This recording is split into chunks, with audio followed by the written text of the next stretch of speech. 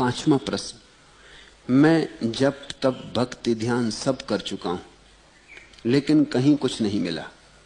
अब आपकी शरण आया हूं, मुझे उबारे। तुमने जो भी किया होगा, किया नहीं, बस ऐसे ही टाल दिया होगा। नहीं तो जब तब भक्ति ध्यान सब कर लेते और न मिलता। अरे एक ही कर लेते तो मिल जाता। इतनी दवाइयां पीने की जरूरत न थी। ऐसी कोई बीमारी नहीं तुम्हारी। तुम कहते हो कि तुम पूरा दवा खाना पी गए।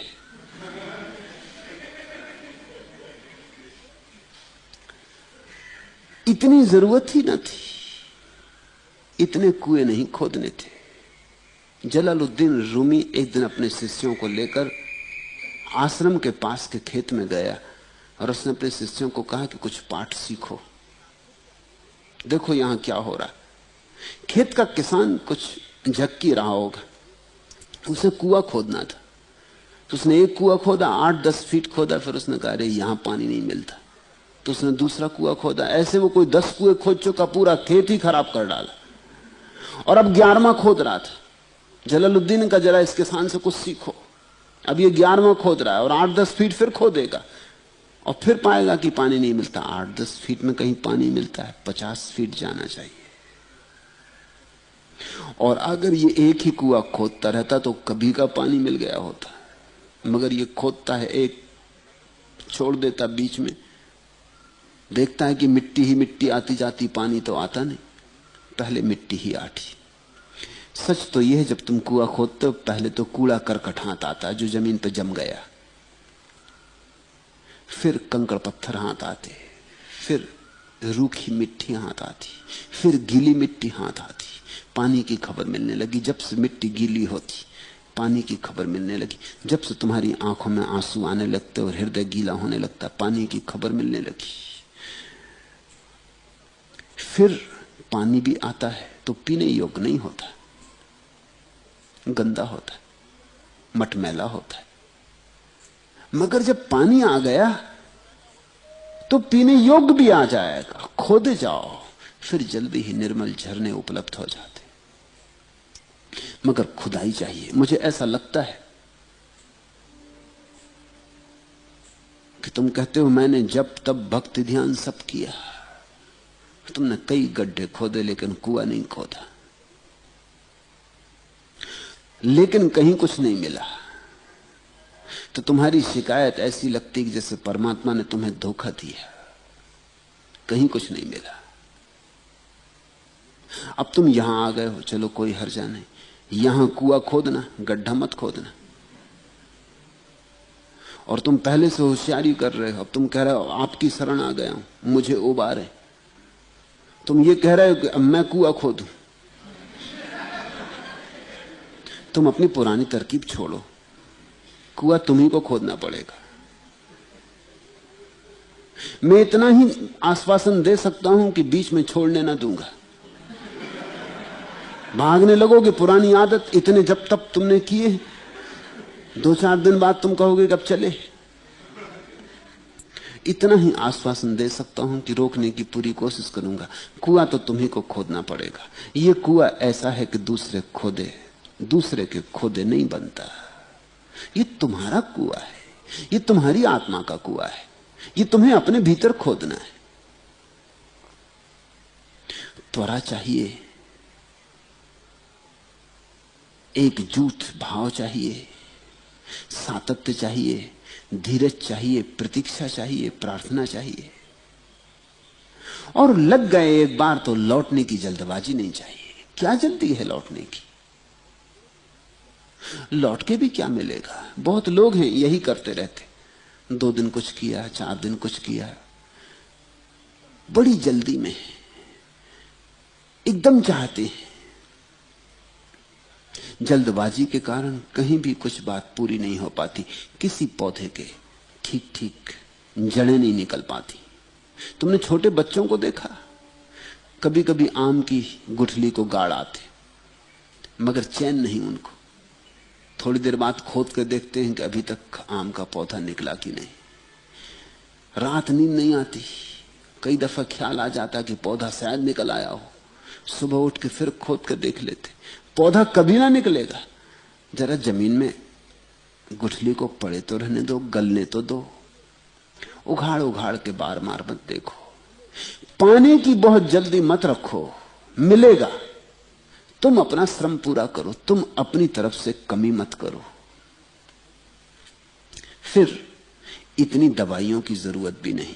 कभी कभी बहुत दवाइयां फायदे की जगह नुकसान कर जाती, और जो दवाई तुम्हारे लिए ना हो वो दवाई हानिकर होती। अब तुमने जप तप ध्यान भक्ति सब कर डाला, जरा ये तो सोचना चाहिए कि मेरे अनुकूल क्या है, मेरी तरंग किससे बैठती है, मेरे भाव की गांठ किससे बंधती है। जरा इसे देखना चाहिए। जल्दी ही खोदने मत लग जाओ, जरा देख भी तो लो कि यहां जल मेरे लिए मिलेगा, या यहां जो जल मिलेगा वो मेरे लिए होगा। थोड़ा देख के, थोड़ा परख के, थोड़ा समझपूर्वक। अगर तुम्हारे भीतर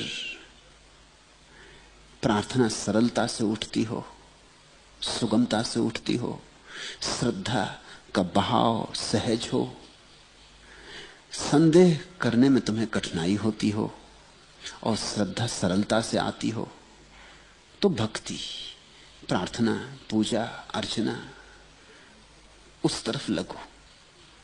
अगर तुम्हें संदेह बड़ा तीव्रता से आता हो, श्रद्धा बिठाना मुश्किल पड़ती हो, लाख उपाय करो, श्रद्धा खिसल खिसल जाती हो, पैर फिसल फिसल जाते हो, तो फिर तुम भक्ति की फिक्र छोड़ो, फिर ध्यान, फिर बोध का मार्ग पकड़ो, जहां श्रद्धा अनिवार्य शर्त नहीं है। लेकिन पहले अपनी जरा ठीक से पहचान कर लो। इसके पहले कि तुम यात्रा पर निकलो, थोड़ी अपना आत्मनिरीक्षण कर लो। और कठिन नहीं है ये बात। तुम अगर जरा ही शांत बैठ के विचार करोगे तो तुम्हें यह बात दिखाई पड़ने लगेगी कि तुम्हारे लिए क्या उचित और अनुकूल होगा।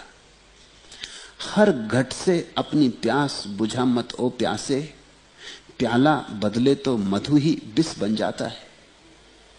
पपीहे पर वज्र गिरे, फिर भी उसने अपनी पीड़ा को किसी दूसरे जल से नहीं कहा।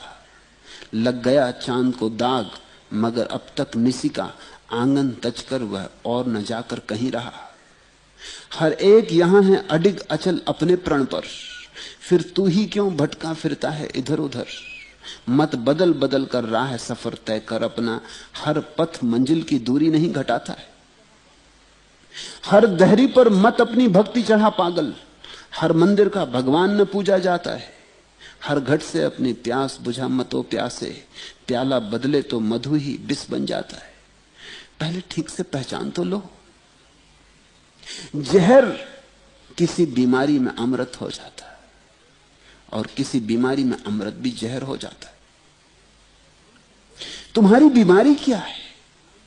तुम संदेह की बीमारी से भरे हो तो ध्यान की औषधि काम आएगी। फिर तुम श्रद्धा के मार्ग पर न चल सकोगे। अगर तुम्हारे भीतर श्रद्धा का झरना कल कल बह रहा है, सुगमता से तुम श्रद्धा कर लेते हो, चाहे कोई लूटे, चाहे कोई धोखा दे, चाहे कोई कुछ भी तुम्हारे साथ कर ले, फिर भी तुम्हारी श्रद्धा अखंड बनी है, टूटती नहीं, मिटती नहीं। तो फिर भक्ति के रास्ते से तुम ऐसे उतर जाओगे कि पतवार भी ना चलानी पड़ेगी। जैसे पाल खोल देते नाव का और बैठ जाते हवा के रुख को देखकर, और नाव चल पड़ती, हवा ले जाती।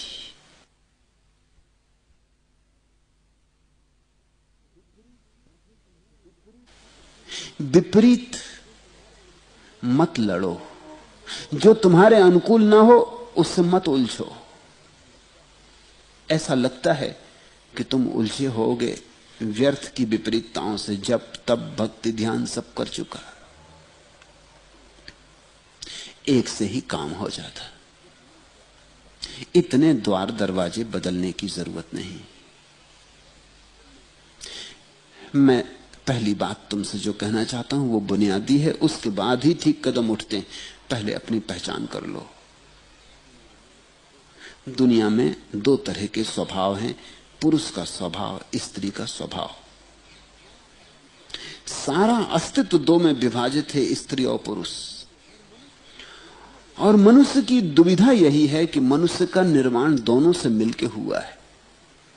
तुम्हारा आधा हिस्सा तुम्हें मां से मिला है, आधा पिता से मिला है। तो तुम्हारे भीतर दोनों मौजूद हैं, स्त्री भी मौजूद है, पुरुष भी मौजूद है। तो कोई पुरुष अकेला पुरुष नहीं है, पुरुष के साथ साथ स्त्री भी है। और कोई स्त्री अकेली स्त्री नहीं है, स्त्री के साथ साथ पुरुष भी है। जो अंतर है वो मात्रा का है। हो सकता है तुम 55% पुरुष हो और 45% स्त्री हो, बस इतना ही अंतर है। या कि तुम 60% स्त्री हो और 40% पुरुष हो, बस अंतर मात्रा का है, अंतर गुण का नहीं। इसलिए तो कभी कभी ऐसी घटना घट जाती कि कोई पुरुष पुरुष था और फिर अचानक रूपांतरण हो जाता और स्त्री हो गया, कि स्त्री थी और अचानक रूपांतरण हो गया और पुरुष हो गया। और अब तो वैज्ञानिक कहते हैं कि दिक्कत नहीं है, हार्मोनल परिवर्तन से स्त्री को पुरुष, पुरुष को स्त्री बनाया जा सकेगा। और भविष्य में इस सदी के बीतते बीतते बहुत लोग इस परिवर्तन से गुजरेंगे, क्योंकि ऊब जाते लोग। स्त्री रहते रहते ऊब गए, पुरुष हो गए, पुरुष रहते रहते ऊब गए, स्त्री हो गए। ज्यादा स्वतंत्रता हो जाएगी। एक ढंग का जीवन देख लिया, दूसरे ढंग का जीवन देख ले। यह रूपांतरण संभव है क्योंकि तुम दोनों हो। मनुष्य बायसेक्सुअल है। इसका मतलब यह हुआ कि धर्म के जगत में भी तुम्हारे भीतर से दो राहें निकलती, एक पुरुष की, एक स्त्री की। पुरुष की राह है ध्यान की, स्त्री की राह है प्रेम की। तो तुम अपने भीतर ठीक से पहचान लो। और ध्यान रखना, यह मत समझना कि तुम शारीरिक रूप से स्त्री हो इसलिए तुम्हें अनिवार्य रूप से प्रेम का मार्ग ठीक पड़ जाएगा। ज्यादा संभावना है मगर अनिवार्य नहीं। और यह भी मत समझ लेना कि तुम पुरुष हो इसलिए, शरीर से पुरुष हो इसलिए तुम्हें ध्यान का मार्ग सुगम पड़ जाएगा। संभावना ज्यादा है लेकिन अनिवार्य नहीं। ठीक से अपने भीतर पहचान करनी पड़ेगी।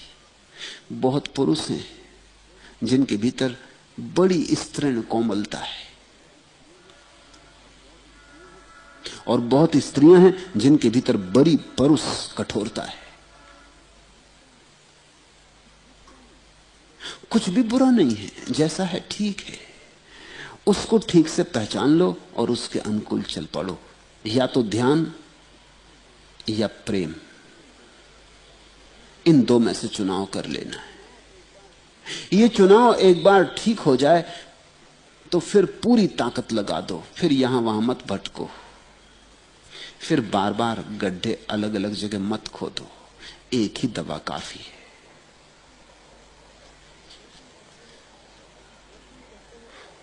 और तुम कहते हो अब आपकी शरण आया, मुझे उबारें।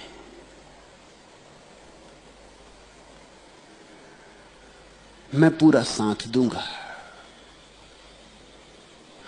उबरना तो तुम्हें ही पड़ेगा, क्योंकि इस गड्ढे में तुम गए हो खुद। मैं तुम्हें इस गड्ढे में ले नहीं गया। तुम बिना सहारे इस गड्ढे में गए हो।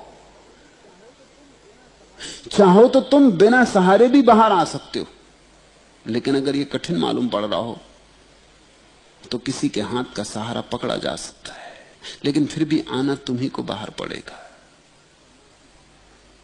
परमात्मा उधार नहीं मिल सकता, किसी और के द्वारा नहीं मिल सकता। और अच्छा है कि किसी और के द्वारा नहीं मिलता। परमात्मा भी उधार मिलने लगता तो सारा मूल्य खो जाता। जितना तुम श्रम करोगे उसे पाने के लिए, उतना ही आनंद का अनुभव होगा। अच्छा है कि परमात्मा तक पहुंचने के लिए हमें पहाड़ की चढ़ाई पर से खुद जाना पड़ता है और सब तरह के बोझ अलग कर देने होते हैं, और धूप, गर्मी और वर्षा और शीत सब सहनी पड़ती। अच्छा है कि परमात्मा के शिखर पर ले जाने के लिए कोई हेलीकॉप्टर नहीं है, नहीं तो सब मजा चला जाएगा। ऐसा ही तो हो रहा है प्रकृति में। समझो कि जब तेंजिंग और हिलेरी पहली दफा एवरेस्ट पर गए तो जो आनंद उन्हें अनुभव हुआ होगा, अगर तुम्हें हेलीकॉप्टर से ले जाके एवरेस्ट पर उतार दिया जाए तो तुम्हें वो आनंद अनुभव नहीं होगा, क्योंकि आनंद का 99% तो यात्रा में है। मंजिल तो यात्रा की ही पूर्णाहुति है। यात्रा के बिना पूर्णाहुति कैसी?